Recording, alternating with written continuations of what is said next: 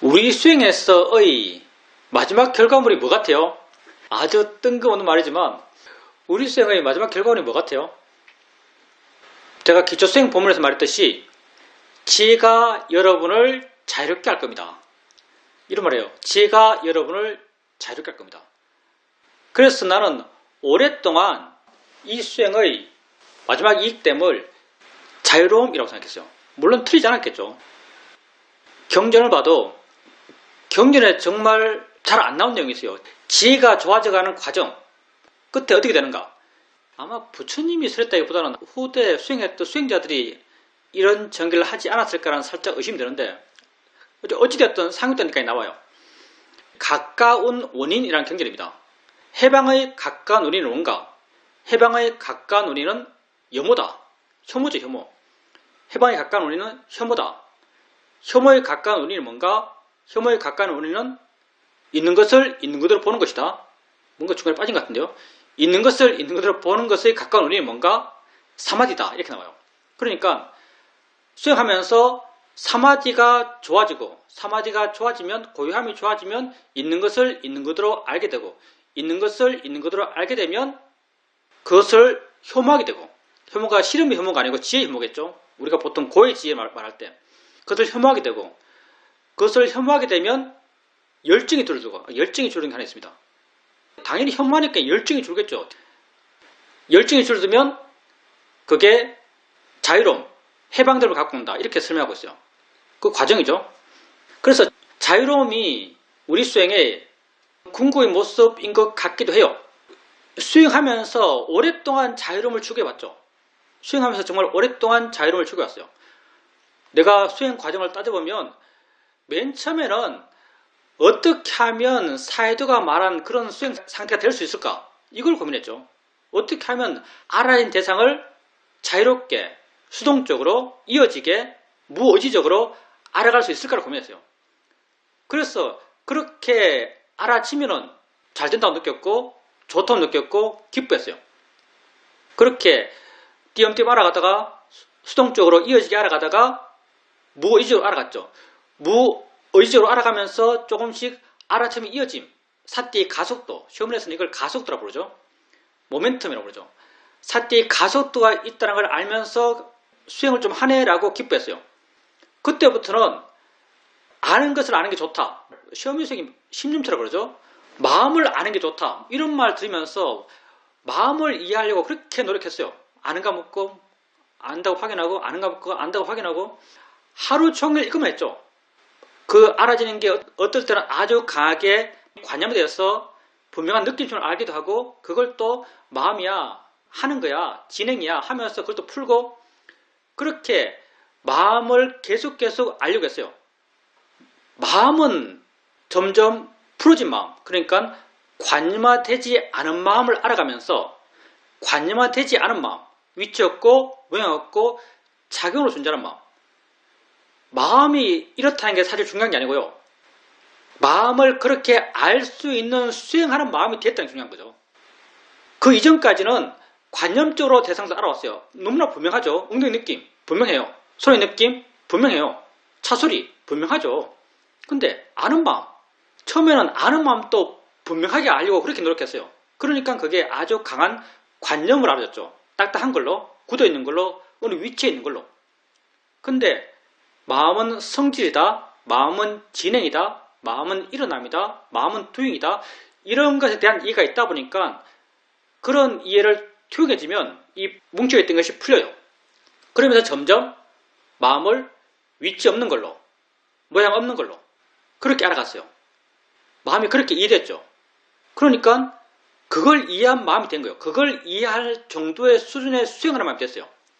마음이 많이 물러나 있고 성질을 이해한 지혜가 함께 있는 보는 마음이 되는 거죠. 우리가 약속한 설명의 책에 내에서는 아는 마음을 이해한 지혜가 있는 그런 보는 마음이 된 거죠. 그렇게 아는 걸 알아가다가 어느 순간 보는 것에 눈으로 보는 것에 마음이 확 쏠리면 그렇게 좋은 마음, 아는 마음을 이해할 정도의 좋은 마음으로 보는 마음을 알아요. 그러면 순간 보는 게 뭐구나 라고 이해가 돼요. 봄이 뭐구나 라고 이해가 돼요. 그러면 보여진 것에 대해서 확 물러나는 마음이 생겨나요.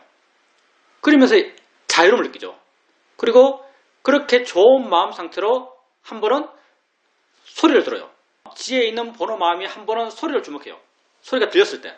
그러면 소리 있다는 게 뭐구나, 들린다는 게 뭐구나, 대상이라는 게 뭐구나, 이런 게 마음에 확 이해가 돼요. 그러면서 들리는 소리로부터 마음이 확 물러나요. 자유로움을 느껴요. 생각에 대해서 이렇게 아는 마음을 알아가다가 어느 순간 생각이 생기고 나도 모르게 마음이 생각을 대상으로 해요. 그때 생각이 뭐라는 것, 마음이 생각한다는 것, 생각이 알아진다는 것, 이렇게 생각에 대한 이해가 생겨나요. 그러면서 생각이 내용이 돼서 마음이 확 물러나요. 이렇게 계속적으로 물러나면서 자유로움을 경험해왔죠. 이게 오랫동안 내 수행에 관심이었어요. 자유로움. 수행 왜 하는가 하면 자유롭기 위해서. 자유로움이라는 게 곧 고통 없음이죠. 이 자유로움은 대상으로부터의 자유로움이니까. 고통은 대상으로부터의 고통이잖아요. 대상 때문에, 알아지는 것 때문에, 알기 때문에 괴로운 거예요. 그러면 알아지는 것에 대해서 자유롭다는 것은 곧 알아지는 것에 대해서 고통 없다는 말이죠. 그렇게 자유로움을 수행의 목적처럼, 자유로움을 수행의 가치처럼 그렇게 알면서 수행을 해왔어요. 오랫동안. 이런 수행적 이해하에서 만들어진 게 내 기초수행 법문이죠. 그래서 기초수행 법문의 마지막 모습, 그게 다 자유로움이에요. 나를 이해하면 나로부터 자유롭다. 법을 이해하면 보여진 것으로부터 자유롭다. 들음을 이해하면 들려지는 것으로 자유롭다. 근데 나도 모르게 수행은 계속 변해갔어요. 나도 모르게 수행은 계속 변해갔습니다. 자유로움은 관념에 대한 자유로움이에요. 봄을 이해할 때는 보여지는 구체적인 관념이 있었어요. 들음을 이해할 때는 들려지는 구체적인 관념이 있었어요. 생각을 이해할 때는 그때 생각되고 있는 구체적인 생각의 내용이라는 관념이 존재해요. 자유로운 대상이 존재해요. 이렇게 자유로움을 느꼈죠. 근데 점점 수행에서 내 의지가 줄어들어가요. 생각해보면 정말 미세한 변화들인데 포인트는 내 의지가 줄어든다는 거예요. 내 의지가 줄어들어요. 아는 마음을 왜 아는 마음으로 이해했는가? 아는 마음으로 이해하려 했으니까. 아는가 물으면서 아는 마음을 아는 마음으로 이해하려 했으니까 아는 마음으로 이해했어요. 보는 마음을 왜 보는 마음으로 이해했는가? 보는 마음으로 이해하려 했으니까. 보는가 물으면서 알았으니까. 듣는 마음은 듣는가 듣나 하면서 듣는 마음을 이해했어요. 이렇게 6가지 감각견에서의 일어난 마음 그리고 대상, 그것을 통해 생겨나는 관념, 이런 구조 속에 수행해봤죠. 근데 점점 의지가 줄어들어가요. 의지는 끊임없이 줄어들어왔죠. 그럼 내가 지금은 어느 순간부터 아는 마음을 아는 마음으로 이해하려는 마음이 없어요. 그러면서 그냥 순수한 도잉으로, 순수한 있음으로, 이런 말 하죠 내가. 순수한 있음으로, 순수한 도잉으로 나도 모르게 어느 순간부터 그렇게 알아왔어요. 그러면 이 순수한 도잉은 아는 것만 포함하는 것이 아닌 보는 것도 여기 들어있고, 듣는 것도 여기 들어있고, 느끼는 것도 여기 들어있고, 생각하는 것도 여기 들어있어요. 지금 너 수행하면서 뭘 보고 있어? 라고 한다면 뭐라고 말할까요? 있음, ing. 아주 문어적으로 말한다면 연기적 일어남. 연기적 일어남 정도 되겠죠. 대상과 마음이 함께 있음. 연기적 일어남 이렇게 말할 수 있을 거예요. 근데 이건 아는 마음보다 더 구체적이지 않아요. 아는 마음, 아는 이라는 색깔이랑 좀 있었죠. 이건 그냥 있음이란 것도 억지스러운 것이고 둥이란 것도 억지스러운 것이고 빙이란 것도 억지스러운 것 같아요. 근데 뭐가 있어요. 근데 이 뭐가 있다는 게 관념이 있나요? 실제는 법인, 보는 마음과 보여지는 대상은 함께 일어나면서 사람, 더러움, 빨강, 파랑 이런 관념을 만들었어요. 법을 이해하지 못했을 때는 이런 관념에 마음이 집착했고 좋아했고 싫어했어요. 근데 본다고 이해하고 보인다고 이해하면 이렇게 눈에서 일어나는 실제는 법을 이해하면 마음은 그런 관념으로부터 물러나고 가벼워지고 부드러워졌어요. 이게 자유로움이죠.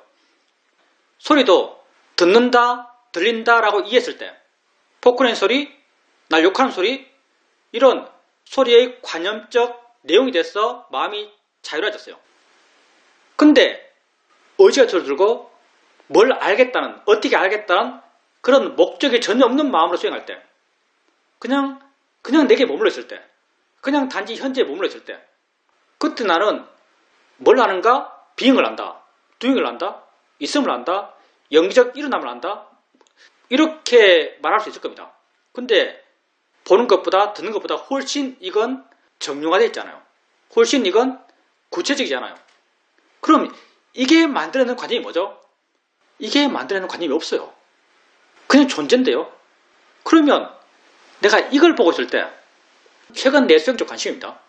사실 그렇게 오랫동안 수행해 왔는데요. 최근에 어떤 계기들을 통해서 조금 정의되는 것 같아요. 이건 관념화가 안 돼요. 이것도 물론 실제로는 법의 일어남이죠. 일반적 법의 일어남, 일반적이라는 말을 쓰는 게 적당한지 모르겠어요. 본다, 든다, 느낀다 이게 개별적이라면 이건 일반적 법의 일어남이요. 일반적 영기적 일어남이죠. 이게 근데 뭘 만들죠? 관념적으로? 없어요. 그럼 여기에서는 이걸 자유로움으로 느낄까요? 그러면 내가 지금 알아채 하고 있는, 지금 내가 수행한다고 하면서 보고 있는 이걸 보면서 뭘 느끼고 있는가? 난 뭘 느끼고 있냐면요. 의미를 느끼고 있어요. 있다는 게 뭔지를 이해한 의미를 느끼고 있어요. 존재의 의미를 느끼고 있어요. 있다는 게 뭐지? 라는 것의 의미가 마음에 와닿아요.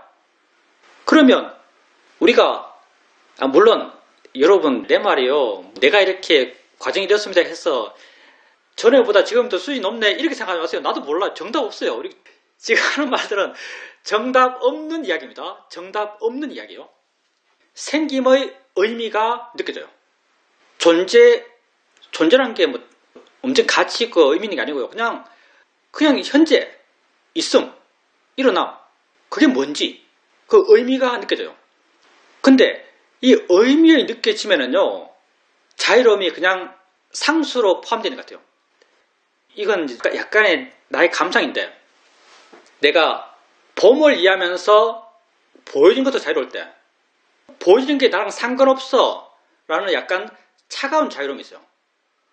들음을 이해하면서 들려지는 것도 자유로울 때, 들려지는 소리 저게 아무 상관없지 하고 마음이 확 불러나요. 뭔가 차가운 자유로움이요. 순전히 내 표현입니다. 마음은 좋아요 그때. 근데 뭔가 거리감 있게 거리감을 통해서 생기는 자유로움, 차가운 자유로움이라고 내가 그냥 이름 지은 거예요. 근데 의미가 느껴질 때, 있음의 의미가 느껴질 때, 물론 내가 수행하면서 주로 보는 것은 그냥 모양 없고 색깔 없고 위치 없고 이름도 없는 그냥 있다는 거예요. 근데 이런 마음으로 보다가 어느 순간 화가 일어났어요. 화 일어나죠? 저 화 많이 냅니다. 화 일어나요. 화가 일어났어요. 화를 알아요. 근데 화를 알 때의 내 마음의 자세가 어떤가 하면요. 화가 생겼다는 것, 화가 있다는 것의 의미, 화 있음의 의미가 느껴져요. 물론 큰 화가 아닐 때입니다. 큰 화면 감당이 안 되겠죠. 살짝 화가 났을 때 화를 알아요. 그러면 화 있다는 것의 의미, 화 존재의 의미, 화 생김의 의미가 내 마음에 와닿아요. 그럴 때 내가 화에 영향받는가? 화로부터 굉장히 자유로워요. 그러면 이렇게 자유로울 때는 멀어졌어? 떨어졌어? 거리가 생겼어? 자유로운가? 그게 아니고요. 그것과 좀 다르게 그냥 자유로워요. 함께 공존 하면서 자유로운 이런 느낌이요. 그래서 난 이걸 따뜻한 자유로움 이렇게 굳이 이름 붙이자면 이름 붙일 수 있겠어요. 그냥 존재가 신기해요. 생긴 게 신기해요. 있다는 게 신기해요. 화 있다는 게 신기한 거죠. 근데 이게 또 하는 역할이 뭐냐면요. 요즘은 좌선을 주로 이런 주제를 하고 있기 때문에 자유로움을 추구할 때는요. 내가 수행을 해나가는 과정에서 시간이 지나면 마음의 에너지가 떨어지는 게 거의 항상 일반적이었어요. 처음에는 에너지 풀로 시작했다가 나중에는 점점 흐리멍텅해지고 나중에 생각도 많아지고 그러면서 좀 에너지가 많이 떨어진 밀도가 많이 떨어진 그런 상태로 좌선이 끝나는 그런 경우가 많았죠. 근데 이게 하는 역할이 뭐냐면 좌선을 하게 되면 에너지가 끝까지 물론 잘 됐대요. 이런 관심으로 수행이 진행되게 되면 있음에 대한 관심, 이런 관심으로 수행이 진행되게 되면 관심이 끝까지 가요. 어떤 측면 에너지가 더 강해진 느낌 들어요. 밀도가 더 높아진 느낌 들면서요. 수행 상태가 좋을 때의 한정에서 말한다면 와 진짜 좌선을 하고 싶은데 사실 전 이런 마음 잘 안 들거든요. 진짜 좌선을 하고 싶은데 이런 마음이 듭니다. 이게 요즘 내 수행이 변해가고 있는 과정의 이야기입니다. 근데 이게 또 내포하는 게 뭐냐고 한번 말해본다면은 어제 사실 우리가 단마숲에서 법회하면서 치매 얘기 나오는데 그 전문가들도 계시더라고요. 연세가 많이 들고 치매가 오면은 뇌도 줄어든대요. 뇌도 작아진다더라고요. 어쩌면 당연한 것 같아요. 우리가 뇌 가수성이라고 하잖아요. 뇌는 안 쓰면 줄어듭니다. 왜? 뇌는 기능 따라서 계속 지 자신을 변화시키거든요. 뇌는 원래부터 인간 생존을 위해서 그렇게 만들어졌어요. 가소성으로. 많이 하면 커지고 기능을 안 하면 작아져요. 근데 우리가 점점 나이가 들고 감각이 약해지고 삶이 단순해지고 보던 걸 보고 새로운 게 없고 그러면 당연히 마음은 점점 더 단순한 반응을 할 수밖에 없죠. 활동도 훨씬 못하게 되는데요. 그러니 마음이 단순해질 수밖에 없고요. 마음이 단순해지면 반응도 약해질 수밖에 없고 반응이 약해지면 기능이 더 떨어질 수밖에 없는 거죠. 물질적으로까지 떨어질 거예요. 그게 내가 작아지는 모습이죠.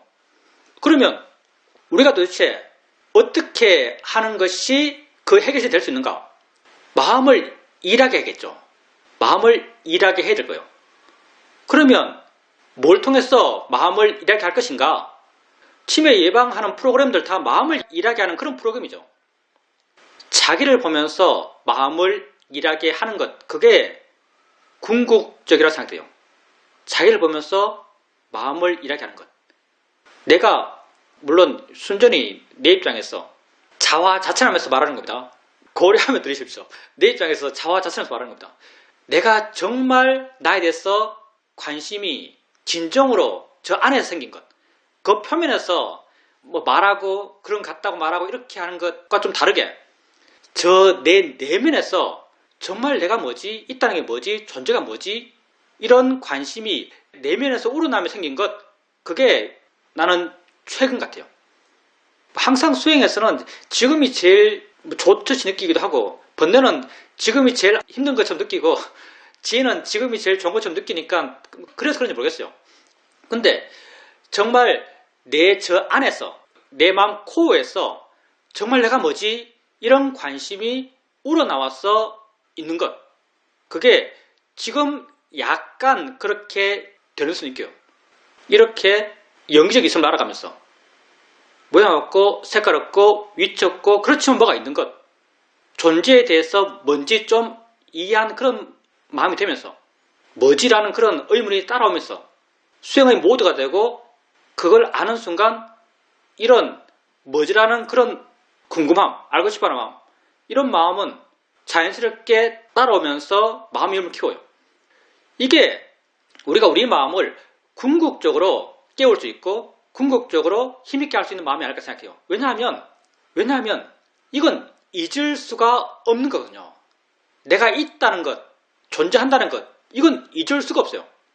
여러분, 내가 지금 다 쇠퇴합니다. 나도 저 단어 뭐야? 잘 안 떠올라요. 그 이름 뭐지? 그 드라마 옛날에 봤던 그 있잖아, 그거 하면서 안 떠올라요. 떠올리는 것, 그것도 물론 내 순발력이고 내 에너지요. 근데 여러분이 절대 잊을 수 없는 것 골라보라면 이걸 말할 수 있어요. 여러분, 손, 이거 있겠어요, 손.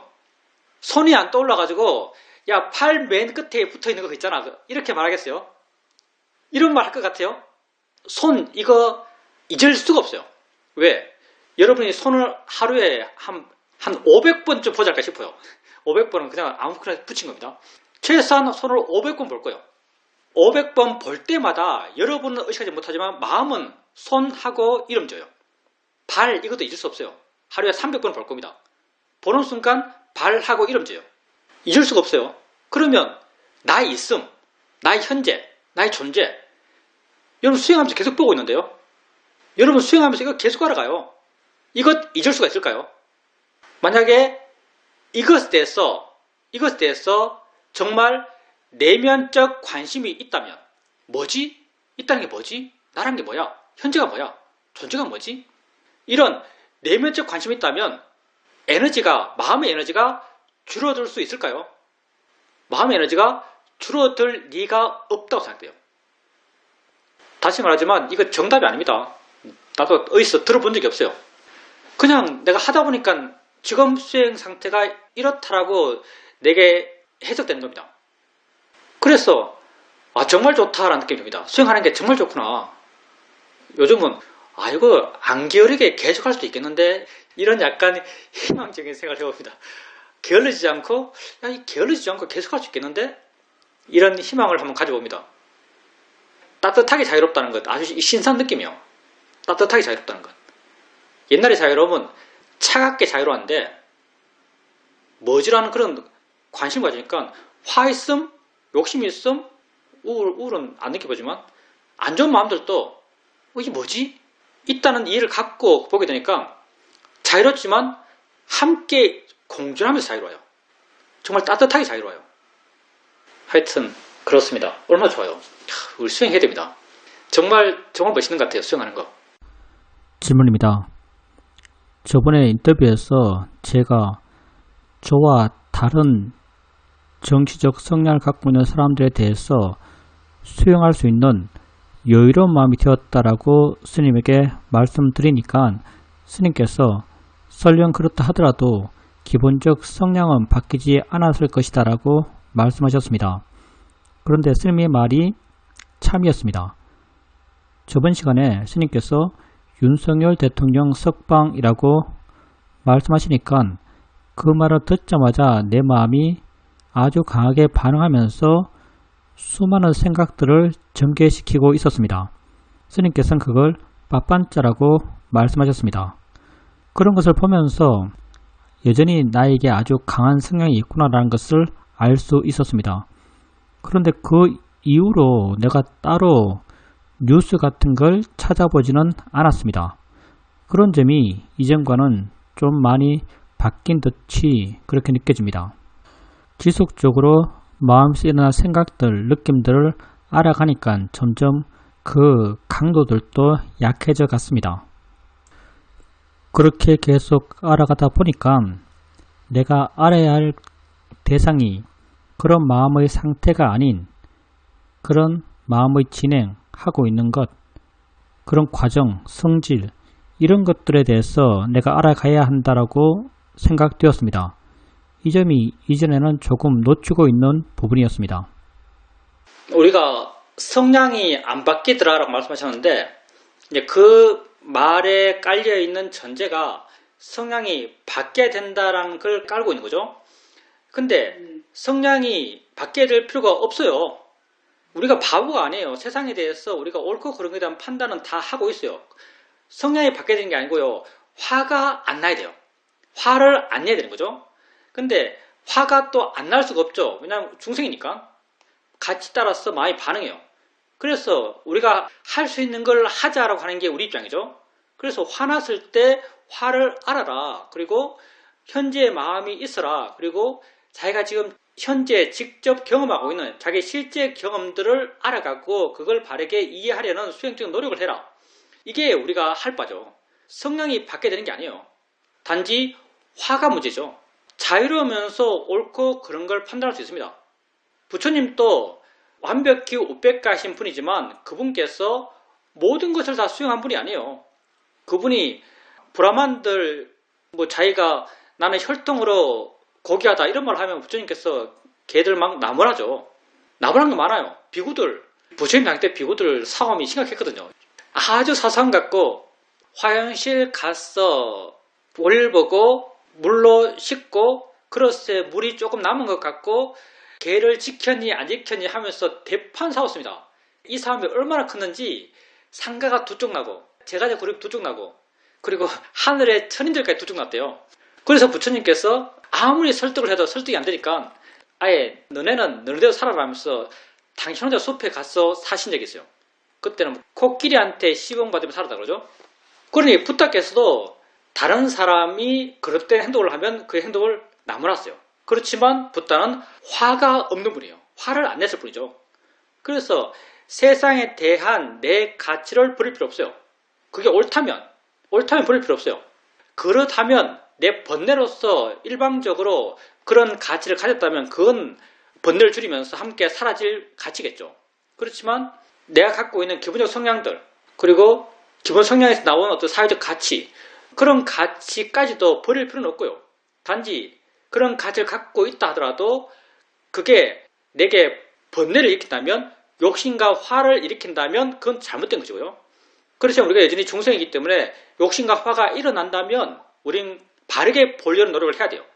기본적으로 현재 시되고 기본적으로 이 순간 현재 알면서 진짜 있는 게 뭔지 알아가야 되고 그 진짜 있는 것을 어떻게 아는 것이 어떻게 알아가는 것이 바른 방향이고 그런 바른 방향으로 노력을 할 수 있어야죠. 할 수 있는 걸 해야지 할 수 없는 걸 돼야 된다고 생각하지 마십시오.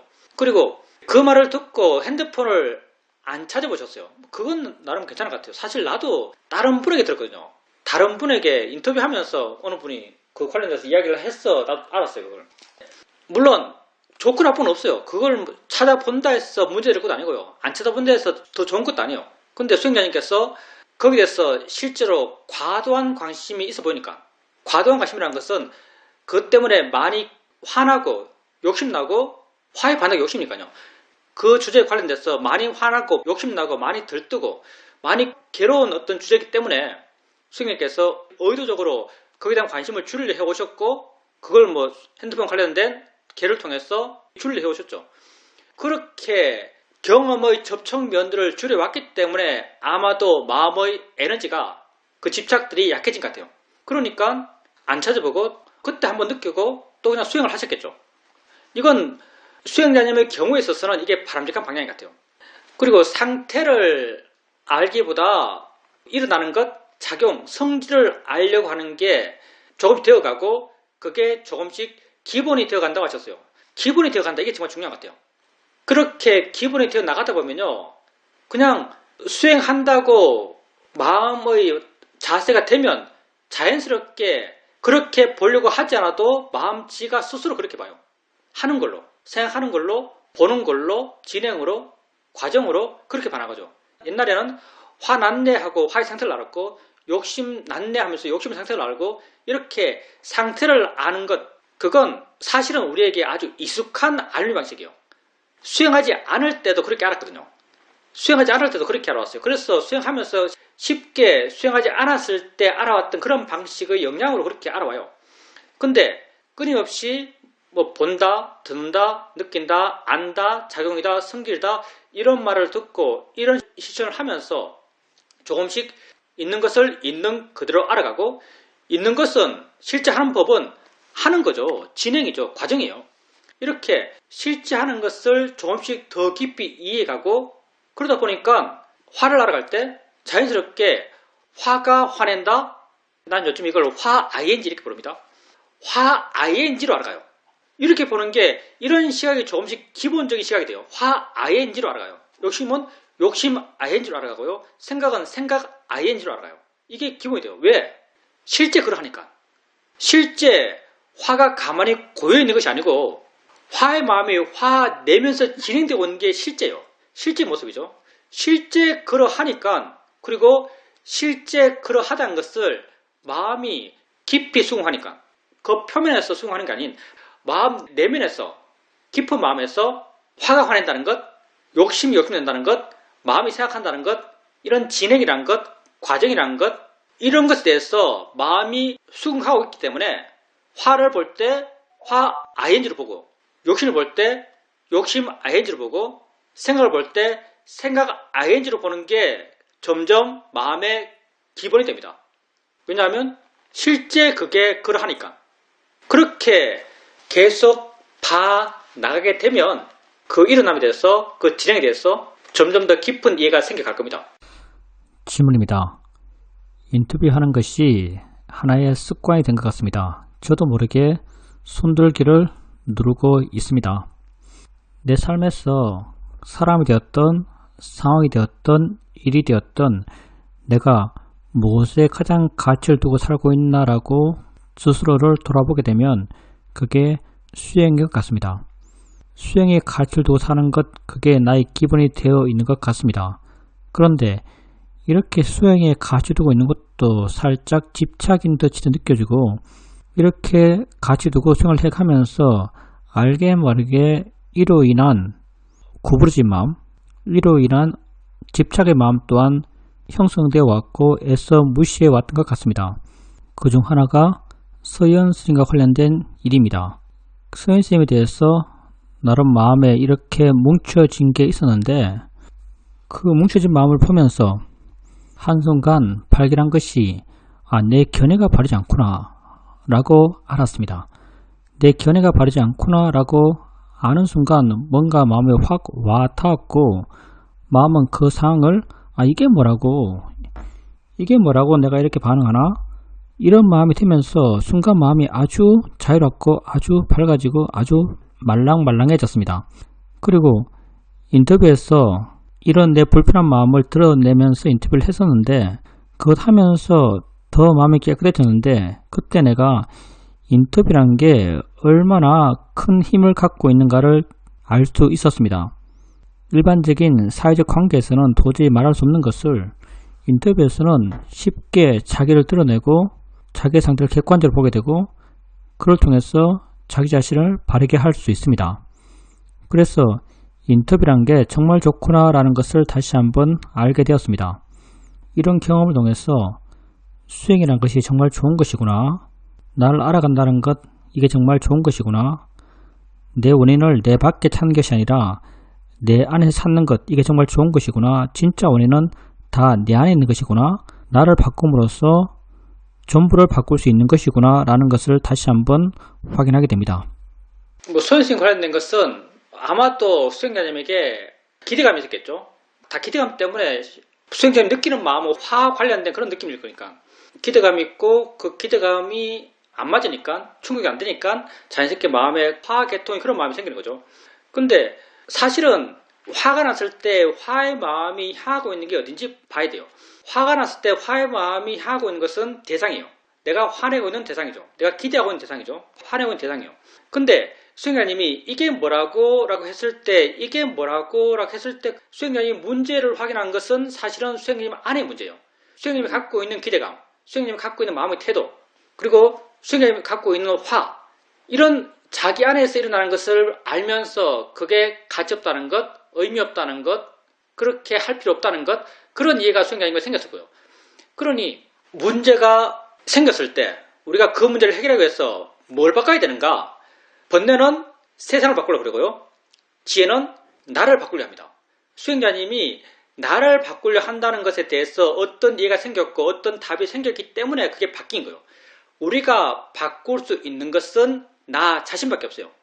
그러니 그게 바뀌어서 그 문제가 해결됐다면 사실 그 문제의 발생도 나 때문이죠. 만약 내 밖의, 정말 내가 화가 났고 화의 대상이 내 밖의 대상이죠. 내 밖의 대상 때문에 화가 났고, 만약에 대상 때문에 화가 났어 내가 대상을 바꿈을 통해서 해결을 한다면은, 대상이 안 바뀌었다면 그 문제가 해결이 안 될 거예요. 근데 그 문제의 원인이 내 안에 있기 때문에 나를 바꾸게 되면 그 문제가 해결되죠. 우리의 모든 문제의 원인은 내게 있습니다. 바깥을 원망하는 마음, 바깥에 대해서 화를 내는 마음은 다 번뇌의 마음이에요. 지혜 없는 마음이죠. 그래서 수행자님께서 앞으로도 사실 뭘 느끼든지 그 문제의 발생은 수행자님 마음의 가치 때문에 생긴 것이고요. 그 가치가 하나가 기대감이고요. 수행자님 마음의 가치 때문에 생긴 것이고, 그 가치를 바꾸면, 마음의 자세를 바꾸면 문제는 해결됩니다. 나를 바꿔야 할 일이지 세상을 바꿔야 할 일이 아니에요. 그래서 언제나 우리가 문제를 내 안에서 찾아야 됩니다. 그 원인 또한 내 안에서 찾아야 하고요, 바꿔야 할 것도 나 자신이 바뀌어야 돼요. 그리고 인터뷰 같은 경우 인터뷰가 습관이 되는 건 사실 좋아요. 사실 정말 인터뷰가 습관이 됐다면 이건 약간 번뇌도 살짝 묻어 있습니다. 인터뷰를 다 많이 해보긴 다 알죠. 번뇌도 살짝 묻어 있어요. 왜 번뇌가 묻어 있는가? 이게 번뇌인가 지혜인가? 인터뷰하고자 하는 마음이 지혜다라고 해도 일면 완전히 틀린 말은 아니겠죠. 근데 왜 여기에 번뇌가 묻어 있다고 말하는가? 아마 인터뷰를 꾸준하게 하는 분들이 한 이 버페 타임 동안 인터뷰를 하지 않았을 때 버페가 끝나고 나서 마음이 어떨까? 버페가 끝나고 나서 마음이 뭔가 허전할걸요. 뭔가 해야 될 걸 안 한 듯한, 뭔가 좀 부실한 듯한, 뭔가 불만족이 마음이 생길 겁니다. 번뇌인가 지혜인가는요, 그 사건이 지나고 나면 알아요. 그 사건이 지나고 나서 마음이 불편하다면 번뇌적 요소가 있는 거예요. 그 사건이 지나고 나서 마음이 아무렇지 않다면, 아주 깨끗하다면 번뇌 요소가 없는 거죠. 그래서 수행에서 인터뷰를 꾸준히 하는 건 여기에 번뇌적 요소가 살짝 있어요. 근데 이게 나쁜 번뇌인가? 제 입장에서는 이건 나쁜 번뇌가 아니라고 생각합니다. 독도 잘 쓰면 약이 된다. 이런 말을 할 수 있는 거죠. 독도 잘 쓰면 약이 돼요. 대표적으로 이거죠. 난 인터뷰에 거의 목숨 걸면서 세면 수행을 했는데 인터뷰 텀이 한 3일, 4일이죠. 이틀 정도 지나서 인터뷰 거리가 안 생겼어요. 그리고 3일째예요. 오늘 인터뷰해요. 그러면 자선한다고 앉는 순간 내 머리를 지나가는 첫 생각은 이번 좌선 시간 동안 인터뷰 거리가 하나 생겨야 될 텐데 라는 이 기대감이요. 번뇌죠. 근데 이 번뇌가 하는 일이 뭔가? 이 번뇌가 내 마음을 아주 파워풀하게 합니다. 내 마음을 아주 힘있게 해요. 그래서 알아차림을 해 나가는데 알아차림의 힘이 정말 다르게 느껴져요. 평소랑. 평소는 허지부지 우왕좌왕 하면서 그렇게 아침을 하는데 알아차림이 정말 파워풀하게 된다는 느낌이 들어요. 그래서 그 마음은 분명히 번뇌지만 그 번뇌가 결과적으로 더 좋은 역할을 많이 해요. 왜냐하면 그렇게 하면요 정말 지가 생기거든요. 뭔가 이해가 생겨나요. 이 인터뷰 관련된 번뇌도 이런 역할을 한다고 생각해요. 물론 이게 번뇌지만요. 잘 쓰면 인터뷰는 사실 쓰는 자체가 잘 쓰는 것 같아요. 쓰면 약이 되는 번뇌 같아요. 쓰면 약이 되는 번뇌. 쇼미 수행은 인터뷰하는 재미로 한다는 말도 있습니다. 그리고 그 삶의 가치가 수행적으로 맞춰진다 말씀하셨는데 네, 엄청 좋은 일이죠. 왜냐하면 수행이 정말 가치 있으니까요. 나를 위한 게 정말 가치 있으니까. 우리 삶에서의 궁극의 가치라고 한다면 뭐가 있겠어요? 보통 사람들은 일반적으로 다 내 밖의 세상의 가치를 추구하면서 그걸 궁극이라고 생각해요. 근데 나의 삶은 알의 삶이고요. 알의 세상 속에 내가 살고 있고요. 내가 아는 세상은 나를 벗어난 게 하나도 없어요. 그러니 궁극이라고 이름 붙일 수 있는 것 그게 내 밖에 있을 리가 없죠. 나는 알의 존재인데요. 이건 절대 부정될 수 없는 거예요. 나는 알의 존재다. 알아가는 것, 그게 살아가는 것이다. 이건 절대 부정될 수 없는 거예요. 근데 내가 알아가는 것, 내게 일어나는 암, 그 가운데 나를 벗어난 게 하나도 없어요. 난 내 밖에 가서 보는 게 아니고요. 내 눈에 온 걸 봐요. 난 내 밖에 소리를 듣는 게 아니고요. 내 귀에 온 소리를 들어요. 느낌, 생각, 맛, 냄새 다 내게 일어나는 거죠. 내가 아는 것, 내가 아는 게 어디 있어요? 발바닥 느낌. 발바닥 느낌이 발에 있나요? 발바닥에서 일어나는 느낌의 일어남. 이게 내 알미고 내 삶이에요. 근데 발바닥 느낌이 어디 있죠? 발에 있나요? 압력이 있고 압력이 어떤 신호를 만들고 그게 신경계를 따라서 척추를 통해서 뇌로 전달되고 뇌에서 어떤 해석이 되고 그래서 느낌이 생겼어요. 그러면 발바닥 느낌 어디 있죠? 그냥 두리뭉실한 내 안에 있는 거예요. 암 가운데 이렇게 날아가는 이 범위를 벗어난 암은 하나도 없어요. 그러니 진정 궁극의 가치 이것도 나를 벗어나서 존재할 리가 없죠. 이런 내 안의 가치를 발견해 가는 것 이게 수행이고요. 그러니 수행해 나가는 것 이것 이상의 의미, 가치가 우리 삶에 어디 있겠습니까? 그래서 수행자님께서 삶의 가치를 수행에 맞추어서 삶의 가치를 찾아간다, 삶을 살아간다 이렇게 되어간다면 이런 삶의 모습이 되어간다면 이건 굉장히 긍정적이라고 생각합니다. 뭐 긍정적이라는 표현 자체가 약간 겸손한 것 같아요. 가장 완전한 삶의 형태가 아닐까 생각합니다. 질문입니다. 저번 유튜브에서 내가 수행을 하게 되면 너무 졸린다라고 스님에게 말씀드리니까 스님께서는 졸리는 것은 관심이 없기 때문이다 라고 말씀하셨습니다. 그 말은 물론 부인될 수 없는 말입니다. 근데 요즘은 살짝 그 분위기가 바뀐 것 같습니다. 수행을 하면서 나를 알아가면서 이렇게 산다는 것, 이렇게 있다는 것, 이렇게 안다는 것, 이런 것에 대해서 이게 뭐지? 라는 그런 관심이 마음에 아주 강하게 있습니다. 맨 처음 이 수행을 시작하면서 이 수행을 하게 된 게 참 대박이다 라는 이런 생각을 했었는데 요즘 반복적으로 이런 느낌을 갖습니다. 이렇게 나를 알아가고 이해가고 바르게 보려고 하고 있고 이렇게 해나가는 것이 정말 가치 있는 일이다, 의미 있다 이런 생각이 듭니다. 그리고 좌선뿐 아니라 일상의 삶을 살아가면서 어떤 경험을 할 때 이것도 의미 없지 이런 마음이 자연스럽게 따라옵니다. 다른 것 할 때도 이것도 의미 없지, 다른 것 할 때도 이거 의미 없지 이런 마음이 자연스럽게 따라오면서 마음을 가볍게 부드럽게 물러나게 합니다. 스님께서 말씀하신 차가운 자유로움과 유사하지 않을까라는 생각을 하게 됩니다. 그러면서 세상을 살아가는 게 감사하고 좋은데 왜 다 의미가 없지 이런 의문도 살짝 있습니다. 우선 졸리는 것, 당연히 졸리는 것에서 첫 번째 우리를 말해봐라 하면 그건 관심 맞아요. 근데 수행님께서 수행해 나가시면서 일상의 삶에서 자기가 살고 있는 모습들 본다고 든다고 느낀다고 이런 걸 알아갈 때 봄이 돼서 신기하고 재밌게 생각하고 그렇게 느낀다면 관심이 있는 거예요.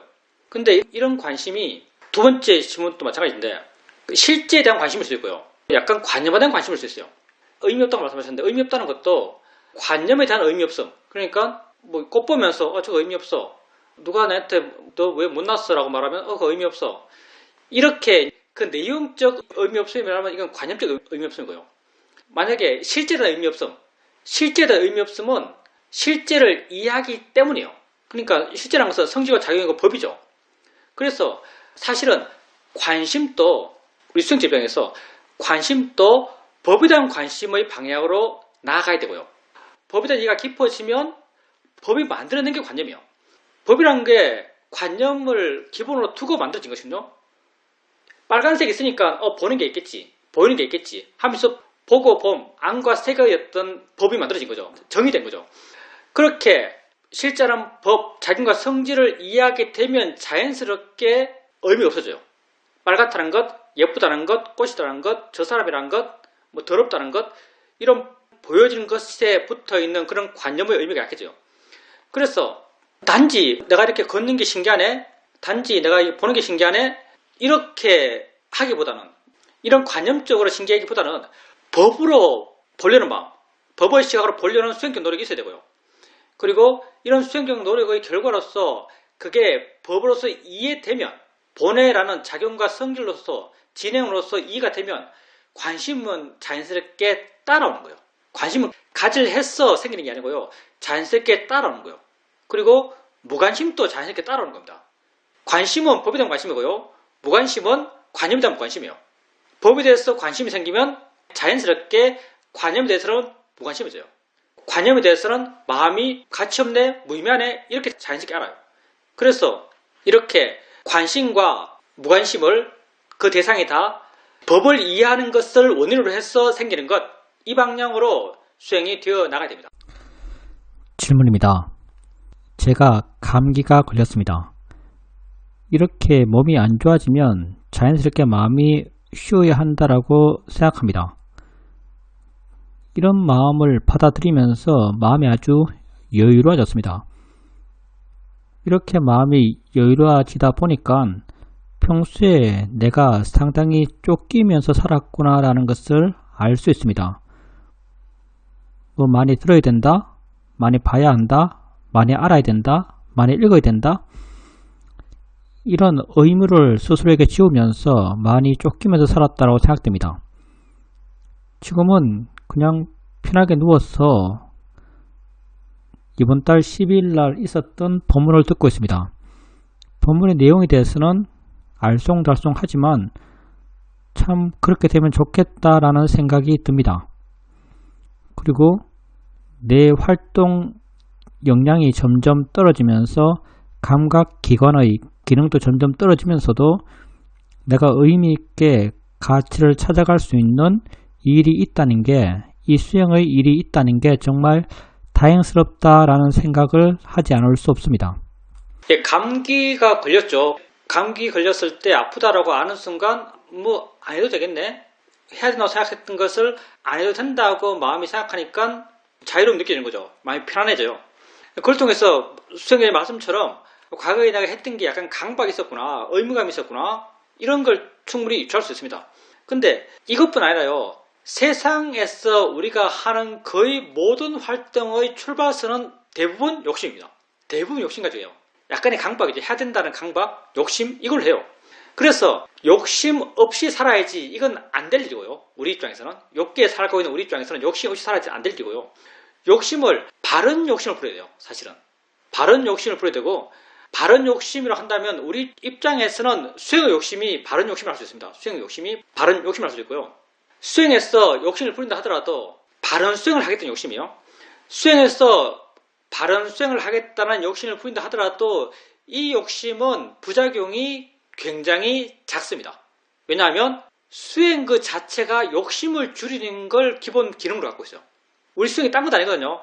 욕심을 줄이는 것을 수행의 기본 기능으로 갖고 있어요. 그래서 맨 처음 출발은 욕심으로 수행을 시작하겠지만, 수행을 바르게 함을 통해서 욕심이 점점 줄어들고 바르게 해나가고, 근데 이게 좀 묘한 게 있는데, 욕심의 에너지가 수행을 시작해요. 그러면 우리가 욕심이라고 했을 때 에너지가 있고 욕심의 내용이 있어요. 말이 되는지 모르겠어요. 순수 에너지가 있고 욕심이라는 색깔이 있어요. 순수 에너지에 욕심이라는 색깔이 묻어 있어요. 이걸 욕심의 마음이라 해봅시다. 순수 에너지가 있고 욕심의 색깔이 묻어져 있어요. 근데 수행을 바르게 해요. 바르게 보려고 그러고, 바른 길에 익히려고 그러고, 알아서 이어가려고 그러고, 이렇게 하고 있어요. 그러면 이 과정에서 욕심이 많이 묻어있던 욕심의 색깔은 점점점 옅어져 가요. 근데 순수 에너지는 그대로 이어져요. 순수 에너지는 안 사라져요. 이런 순수 에너지를 일으키기 위해서 하는 수행이 사마타거든요. 가장 전형적인 수행의 방법이 사마타를 하고 위파사나를 하는 것, 이게 가장 전형적인 수행의 패턴이에요. 근데 그 사마타를 통해서 뭘 가꾸자 하는가? 사마타를 통해서 파워를 가꾸자 해요. 그래서 사마디가 강하면 있는 것을 있는 그대로 본다, 이렇게 말해요. 파워가 강하면 있는 걸 있는 그대로 본다, 이렇게 말해요. 근데 이 사마타 수행을 통한 사마디를 약간 적절치 않게 대처할 수 있는 게 욕심이에요. 적절치 않게 대처할 수 있는 게 욕심인데, 욕심도 에너지가 강한 마음이에요. 순수한 에너지가 있어. 근데 욕심의 색깔이 강하게 묻어있죠. 근데 수행을 해나가요. 가볍게 하려고 그러고, 대상을 바꾸려고 그러고, 바른 게 내키면서 물러나려고 그러고, 이렇게 해나가는 과정에서 욕심의 색깔은 점점 빠져요. 근데 에너지는 그대로 살아있어요. 그래서 바르게 수행하겠다는 욕심을 부리는 것, 그건 나는 결코 나쁘지 않다고 생각합니다. 수행에 도움된다고 생각해요. 그리고 수행하는 것이 삶의 희망이다. 예, 희망 맞습니다. 가장 긍정적인 희망이라고 생각해요. 가장 긍정적인 희망이에요. 왜냐하면 세상에 그 무엇에도 의지하지 않아요. 지금 내가 이렇게 있는 나의 상태 이외에 다른 그 어떤 것도 요구를 안 해요. 지금 내 상태면 충분해요. 내 안에서 모든 좋은 걸 다 찾아가는 거예요. 근데 내 안에서 찾아가는 이 좋은 것들, 이게 우리 존재의 궁극적 좋음이에요. 궁극의 가치라고 할 수 있죠. 왜냐하면 내 삶 그 자체가 다 내 안에 있는 거니까. 내 현재, 내 존재, 내 삶, 그 가치를 찾아가는 거죠. 그러니까 비교해서 희망적인 게 아니고요. 그런 비교적 가치에서 희망적인 게 아니고요. 정말 절대적 가치에서 희망적인 겁니다. 그리고 이 절대라는 건요, 사실은 우리 입장에서 말한다면 가치는 여기에만 있어요. 내 존재의 가치가 여기에만 있어요.